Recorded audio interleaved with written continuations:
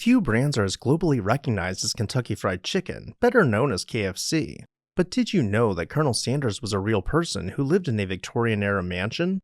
Behind the iconic bucket of crispy chicken and the unforgettable slogan, "It's finger-licking good," lies the incredible journey of Harland Sanders, the man who turned a roadside diner into a fried chicken empire. Hi everyone, Ken here. Hit that subscribe button and let's explore this house. Harland David Sanders was born in 1890 on a modest farm in Henryville, Indiana. Life was tough from the start. At the age of 5, his father passed away, leaving his mother to work long hours at a canning factory. As the eldest sibling, young Harland took on the role of caretaker, learning to cook simple but hearty meals for his younger brother and sister. By the age of 7, Sanders had mastered the basics of cooking, a skill that would later change his life. He left home at 13, bouncing from one job to another. He worked as a railroad fireman, a streetcar conductor, and even a lawyer, though he lost that job after a courtroom brawl. Despite his varied career path, one thing remained constant: his knack for cooking. In 1930, during the Great Depression, Sanders opened a small service station on US Route 25 in North Corbin, Kentucky.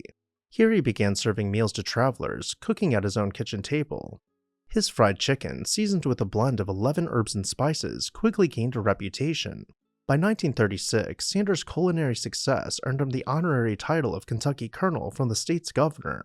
Unhappy with the time-consuming fryer process, Sanders experimented with pressure cookers in 1939. This innovation allowed him to fry chicken faster while preserving its juicy flavor.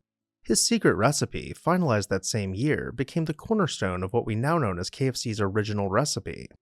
Fast forward a few years, and the nation was rapidly expanding its infrastructure.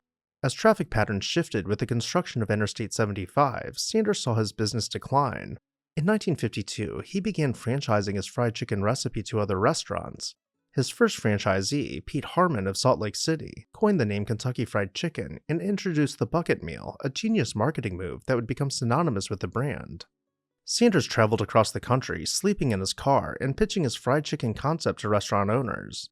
By 1963, there were over 600 KFC franchises in the US, making it the largest fast food operation at the time.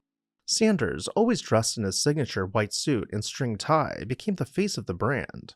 By 1964, the rapidly expanding business was too much for the aging colonel to handle. He sold the company to a group of investors led by John Y. Brown Jr. and Jack Massey for $2 million. The colonel remained a goodwill ambassador for the brand, continuing to promote KFC with his larger-than-life personality.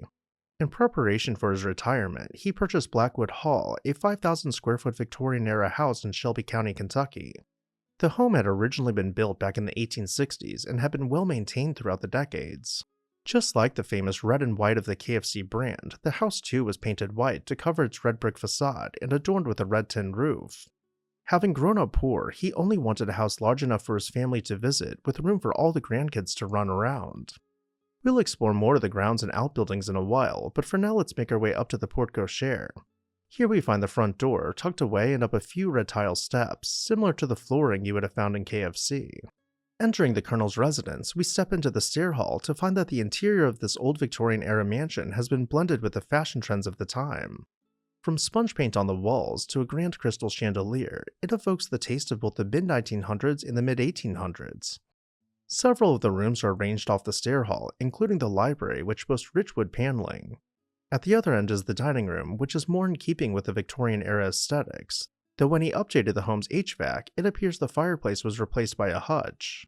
Heading just one room over, we find the colonel and his wife preparing food in the galley kitchen. The kitchen was eventually opened up and outfitted with state-of-the-art appliances. Let's head back into the stair hall and find the opening to the music room, which is right next to the front door. This is part of an addition the couple added onto the house, enclosing its wraparound porch.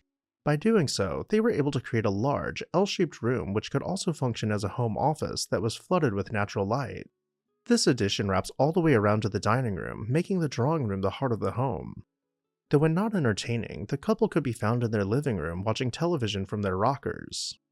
Colonel Sanders passed away in 1980 at the age of 90, but his legacy lives on. His image, a cheerful southern gentleman in a white suit, remains central to KFC's branding. From advertisements to product packaging, Sanders continues to personify the brand's commitment to quality and southern hospitality. KFC was one of the first American fast food chains to expand internationally, opening outlets in Canada, the UK, and Mexico by the mid-1960s. In 1987, KFC made history as the first Western fast food chain to open in China, a market that remains its largest to this day. In 1997, PepsiCo spun off its restaurant division into Yum Brands, which now oversees KFC alongside Taco Bell and Pizza Hut. Colonel Sanders' story, equal parts grit and charm, reminds us that success often comes from the unlikeliest of places. So the next time you grab a bucket of KFC, take a moment to appreciate the man behind the chicken. After all, it truly is finger-licking good. As always, I'd love to hear your thoughts on the house and the story down below in the comments section, and while you're there, make sure you're subscribed so you never miss an exciting episode of This House.